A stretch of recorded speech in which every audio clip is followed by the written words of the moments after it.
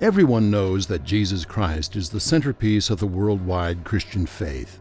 What is not so well known is the almost universal effort undertaken by critics and skeptics to try and demonstrate not so much that Jesus' teachings were wrong, but that he never existed. What is there about the life of Christ that drives critics and skeptics to try and prove that he never lived at all?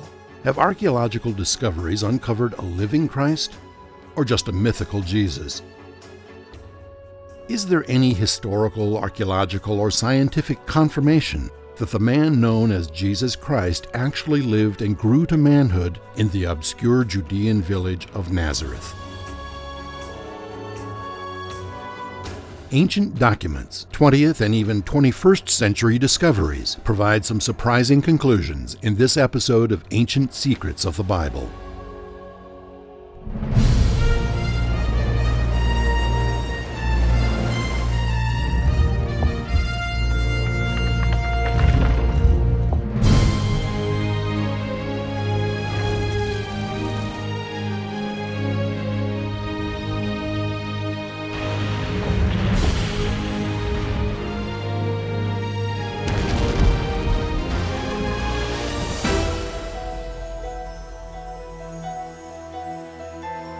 We are about to look through the pages of the first continuous recorded history of mankind in the book we call the Holy Bible, as we continue our investigation into some of its most controversial stories and try to answer some very tough questions.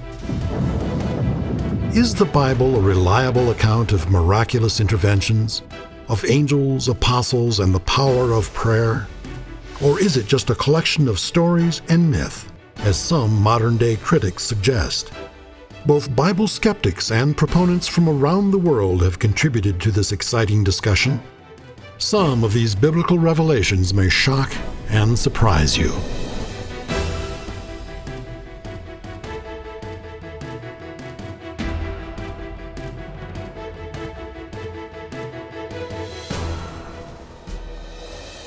The overriding questions asked by theologians, scholars, and skeptics for hundreds of years has been simply, did Jesus actually walk the earth 2,000 years ago?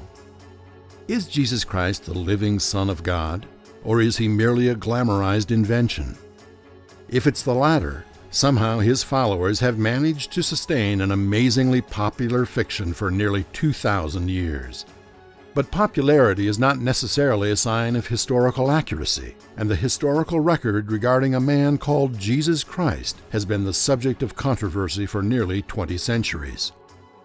So some people would say, well, if all we've got to go on is the Gospels, then that's not good enough. We shouldn't just believe what the Gospels say. But there are two problems with that. First of all, we have some fragmentary evidence from other historical sources, from Tacitus and from Josephus, where there are references made to Jesus and the community of believers that grew up out of the kind of ministry that he had. And so these are more or less casual allusions to Jesus the man in a larger context explaining the significance of Christianity at the time.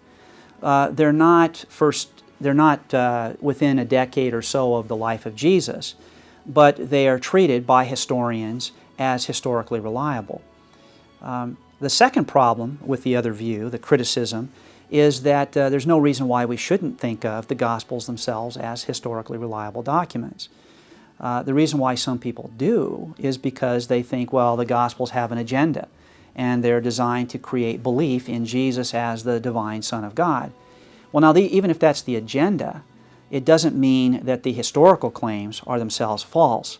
And so to check that out, you've got to look at the credibility of the witnesses, the quality of the documentation, and so we would examine, for example, whether this gospel or that satisfied the kinds of conditions that have to be satisfied for any ancient document to be considered historically reliable. And the Gospels meet these conditions in spades. Was there an itinerant Jewish preacher who challenged both the might of Rome and the power of the Jewish Sanhedrin 2,000 years ago? Let's see if we can find some answers. What little we think we know about the life and brief ministry of Jesus Christ is primarily contained in a record called the Synoptic Gospels, here in the New Testament of the Bible. But the question is persistently asked, was there really a man called Jesus Christ? And if there was, what was there about this one man living in an isolated corner of the globe that still manages to inflame the passions of a worldwide religious following today? Is it even possible to determine if the record is factual? Is there available historical and scientific evidence to support the fantastic claims the New Testament makes about the life of Jesus of Nazareth? According to scholars, there is no historical evidence that the town Nazareth existed during the early years of Jesus. That seems to be one of the most consistent arguments advanced by skeptics today. They insist that the village of Nazareth, so prominent in the life of Jesus, didn't even exist when Jesus was born. It's true that the town of Nazareth is not explicitly mentioned in the Old Testament. However, archaeologists have unearthed remains dating back all the way to nearly 2,000 years before Christ. In the 300s BC, evidence of a continuous settlement has been found. In the 100s BC, extensive remains exist. So there is no question that by the time of the lives of Joseph and Mary and Jesus in the 1st century AD, an established village in Nazareth existed. What is it that propelled Jesus of Nazareth from being just a carpenter in an obscure Judean village to the world's most prominent historical figure? Understanding great historical figures to be divine is, in a very important sense, in the eyes of the beholder. Those are responses made to individuals about their significance ultimately. The categories used are not unique to Jesus. Christians must recognize that calling Jesus Son of God is something not applied to Jesus alone, but to other great historical figures as well. You can look at ancient figures, say the comparison with Buddha, or we could look at modern heroes like, say, Gandhi and Tolstoy or Martin Luther King. And none of them, if you look at the evidence, comes anywhere close to putting a stamp on history as Jesus of Nazareth did. Unique and decisive. There is one indisputable fact about the life of Jesus that everyone accepts. That is, that the vast majority of everything we know about the life of Jesus is gleaned from the New Testament. But is there other available historical evidence that supports the Bible's authenticity? The best evidence that Jesus was a real historical character does not come so much from his followers and disciples, but from those who rejected him. His own Jewish people, the rabbis, from the 2nd to 5th centuries, wrote about Jesus, wrote about his death, wrote about his miracles, wrote about his disciples, wrote about their death, wrote about their miracles. That's evidence that's reliable. You know, I find it amusing that 1 or 2 documents found written by someone we know nothing about suddenly constitutes proof of someone or something that supposedly existed over 2,000 years ago. I mean, writers today can't even get stuff right that happened 2 months ago. Critics would be well advised to avoid attacking the integrity of the New Testament documents. More than 5,000 copies are still in existence today of the New Testament or some portion of it, which is almost 40 times more than we have for any other ancient document. The number of manuscripts preserved of part or all of the New Testament and the number of quotations in the early writers of the Church's history that we have of the New Testament is so numerous that we almost certainly have the correct reading for every doubtful passage in one of those manuscripts, a fact which probably can be affirmed of no other ancient document. What we have with the New Testament record, apparently, is an enormous amount of documentation produced within 30 to 40 years of the death and resurrection of Jesus. That is far closer to the actual events than any other in recorded history. But there are scholars who still insist that the biblical record is flawed. I see the Gospels as a combination of history and theology. I sometimes use the phrases history remembered and history metaphorized. By history remembered, I mean some things are in the Gospels because Jesus really said them and did them.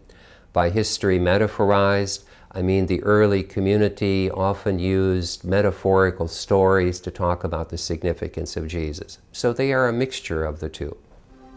Could it be there are 2 Christs? One, the product of hundreds of years of religious faith, and another that is the real or historical Jesus. People have tried to take the portrait of Jesus Christ in the New Testament and find the solvent to separate the human Christ from what they call the Christ of faith. No one has been able to do that. The portrait of Christ being divine in the Scriptures is a stubborn one.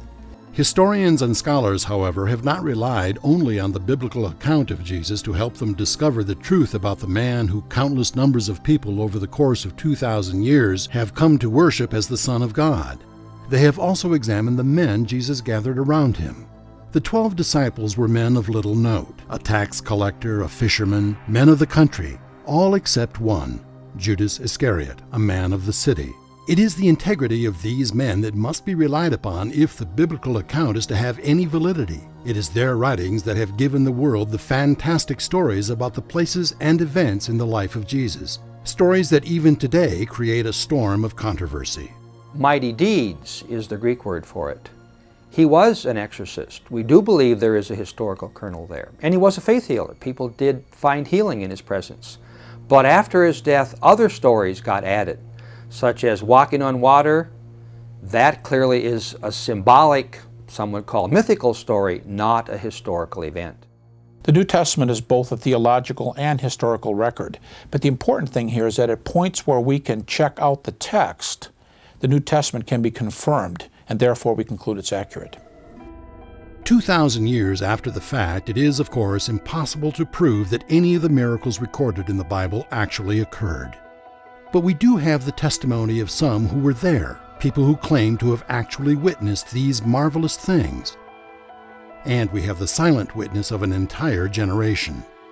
During the first 100 years following Jesus' death and resurrection, there were no significant refutations of his claims, either in speech or in any other form, even though the establishment of his time bitterly opposed everything he preached and stood for. It would seem that it had been possible to tear down the claims that Jesus made about himself or those made by his followers. Jesus' enemies would have done so immediately. Instead, the prominent historians of the period, all non-Christians, recorded the claims of Jesus and the deeds and events by which they were validated. Jesus performed miracles, but so did many people in the Jewish world and in the pagan world of his day. So the real question is not, did he perform miracles, but what did people understand the importance of those miracles, Jesus' miracles, to be? Jesus made utterly fantastic claims about himself, and he backed it up with his words and his deeds, and he proved it by his death and his resurrection from the dead. If scholars, archaeologists, theologians, and historians are ever going to know for certain whether Jesus actually walked the earth, certain questions will have to be answered. The New Testament, of course, provides the great bulk of evidence regarding the life of Jesus, and rightly or wrongly, religious documents are held to be suspect simply because they are religious documents. Surprisingly, theologians seem to have more trouble with these documents than do historians. Be that as it may, if we are to glean the truth from the available record, at least 3 questions must be considered. First, how soon after the events in question were the records made? Second, how reliable were those who kept the record? And third, are there independent sources that confirm or contradict this history? We have found some surprising answers. Quite probably a majority of the world's people are willing to accept Jesus of Nazareth as a great moral teacher.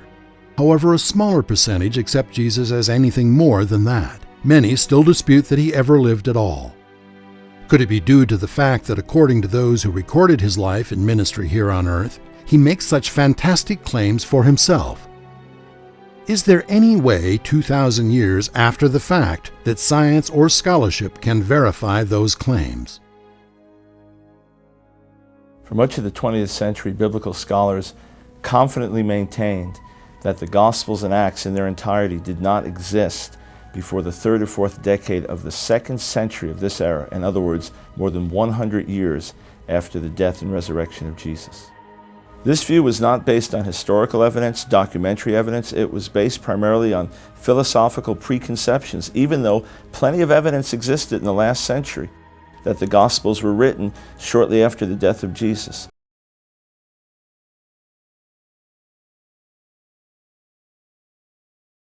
Of this era. Scholars with over 25,000 manuscripts or portions of the New Testament still in existence to work with have in the New Testament record an enormous amount of documentation produced within 30 to 40 years of the actual event. This is a circumstance unique in historical studies of ancient people and events. Yet there are still scholars who believe the record is flawed. I don't think Jesus saw himself as the Messiah, or as the Son of God, or as the light of the world, or the bread of life, or any of those other familiar Christian titles. I see the Gospels as a developing tradition that contain earlier layers and later layers. And all the statements which report that Jesus thought he was divine or the Messiah belong to the later layers of the tradition. The claims Jesus makes for himself far surpass those made by any other man. The details of his life are so open to scrutiny that he is either a megalomaniac or he is exactly who he claims to be. The record may have been made by Matthew, Luke, or John, but there is no doubt as to who is speaking. In Matthew 28:18 he says, "All authority in heaven and on earth has been given to me." Luke tells us in chapter 22, verse 69, that Christ said, "From now on the Son of Man will be seated at the right hand of the mighty God." In John 6, verse 35, Jesus says, "I am the bread of life." In chapter 9 of John he says, "While I'm in the world, I am the light of the world." And in chapter 10 of John he says, "I and the Father are one."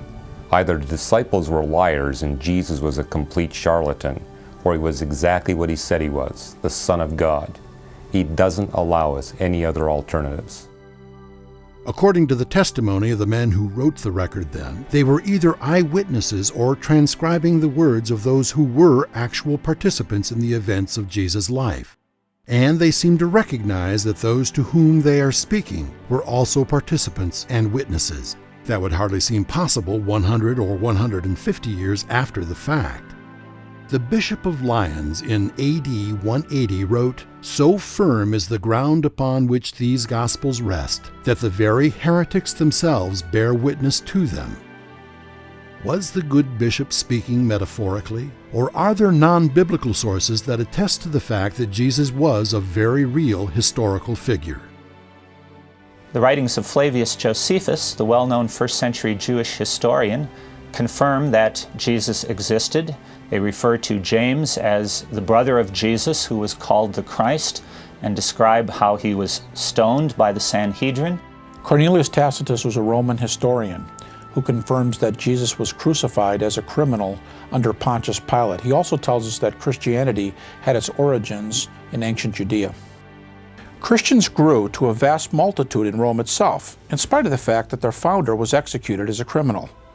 Suetonius was an official historian of Rome during the reign of Emperor Trajan. Among other things, his writings confirm Luke's statement in Acts 18:2 regarding the expulsion of Jews from Rome by the Emperor Claudius. He also makes it clear that there were a significant number of Christians living in Rome before the mid-60s AD. The writings of Roman governor Pliny the Younger are particularly interesting in view of the teachings presented in the New Testament. According to Pliny, the Christians were a people who loved the truth at any cost. He wrote that they met on a certain day, before it was light, singing a hymn to Christ as to a god, and were bound by an oath not to sin. Pliny the Younger did not know what to think of all this. In fact, a remarkable thing is his comment that true believers could not be forced to worship either the emperor or other gods. It hardly seems likely that people such as these would take upon themselves an oath and willingly die for something they knew to be a lie. But is it only the ancient historians that support the biblical account? Modern science also takes a hand in confirming the Gospels, even when the source is secular and often unsympathetic to Christianity. For example, one of the most miraculous aspects of the crucifixion was the darkness that covered the land from the 6th to the 9th hour. Matthew, Mark, and Luke, all three, record the event. But so did several secular historians, among them a man named Thallus, who lived and wrote in 52 AD, or approximately the same time the Gospels were being written. Critics might argue that Matthew, Mark, and Luke fabricated the whole darkness episode to suit their own purposes. But if so, why would Thallus, a Syrian and a secular historian who was alive at the time, confirm it? And it should be pointed out that these historical witnesses come from original sources. If Matthew, Mark, Luke, and John can be relied upon, and if it can be demonstrated that the account was written well within the first century, and if there is corroborating historical evidence from non-biblical sources, can our modern sciences add anything to the weight of the argument? Are there more modern scientific discoveries that tend to support or contradict the notion that Christ lived? What can we learn from the archaeologists and linguistic scholars who followed a shepherd boy into a long-forgotten cave on the shores of the Dead Sea? The Qumran community was destroyed in 68 AD by the Romans, but even at this early date, their scrolls may contain references to the New Testament and even Jesus of Nazareth. When the crucified Messiah scroll was translated, it was considered to be of the utmost and far-reaching significance. This scroll identified the Messiah as the shoot of Jesse, the branch of David, and declared that he was pierced and wounded.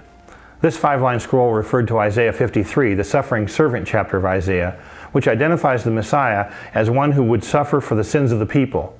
This is the section of Isaiah that is often heard in Handel's Messiah. He was wounded for our transgressions and bruised for our iniquities. It also identifies the Messiah as the scepter, a leader of the community, and says he was put to death. It would be impossible to imagine a better confirmation of the Gospels in literature outside of the Bible. This discovery and the eventual sale of those first scrolls led to a scroll rush instead of a gold rush.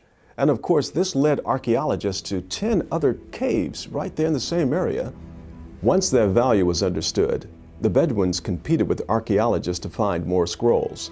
While the archaeologists were excavating various caves there in Qumran, the Bedouins were just yards away in Cave 4, where over 800 scrolls were discovered of the Old Testament, and it represented every book found therein with the exception of Esther.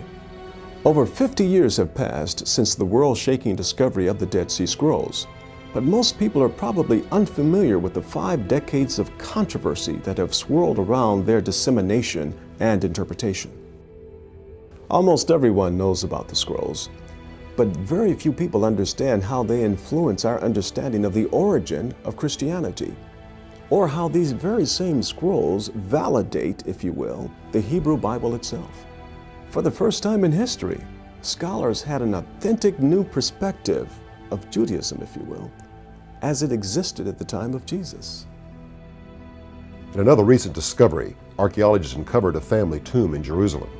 Inside was an ornate bone box or ossuary, whose remains indicated that the family was of high influence or wealth. Inside the ossuary were the bones of a man between 60 and 70 years of age. On the outside of the ossuary was inscribed the name of the deceased, Joseph Caiaphas.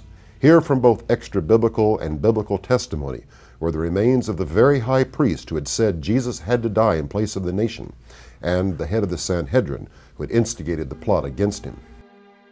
Then it would seem that there was, in fact, a historical Jesus.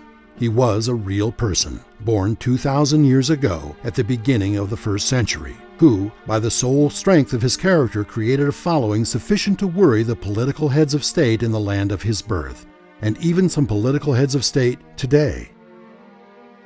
It has long been believed that science and religion were mutually exclusive pursuits. Religious goals were simply not compatible with objective scientific requirements.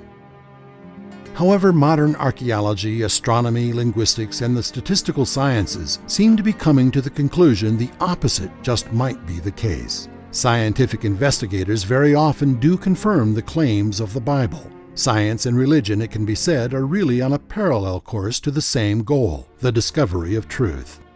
Biblical and non-biblical sources alike attest to the ministry of Jesus Christ, his subsequent trial and crucifixion. And continuing studies and archaeological expeditions have demonstrated that Nazareth was indeed a village long before Joseph and Mary came on the scene. It could easily have been their home. Certainly nothing in the record or in the archaeological discoveries suggests anything to the contrary. Of the hundreds of questions that might have been asked about the life and times of Jesus of Nazareth, we have only been able to touch on a few. But it is interesting to note that in spite of continued skepticism, application of the most modern scientific and scholarly techniques seem to demonstrate that the biblical record is remarkably accurate. There are other questions for which scientists and scholars are still seeking answers, of course, but there's another aspect of this ongoing search for truth that shouldn't be overlooked. So far, nothing has been discovered that contradicts the biblical account.